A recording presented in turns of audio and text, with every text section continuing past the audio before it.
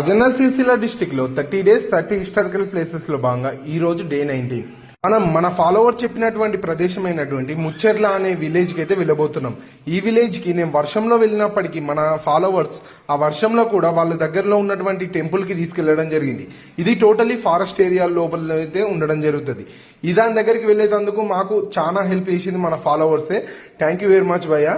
అదేవిధంగా ఈ ఆలయం అనేది కాకతీయుల కాలం నాటి ఆలయంగా గుర్తించడం జరిగింది.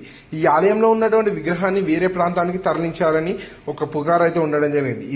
ఈ ఆలయం అనేది పద్మనాభస్వామి ఆలయంగా గుర్తించడం జరిగింది. పద్మనాభస్వామి ఆలయం అనేది 14వ శతాబ్దానికి చెందినటువంటి రెండో ప్రతాపరుద్రుడు కట్టించినటువంటి ఆలయంగా గుర్తించడం జరిగింది.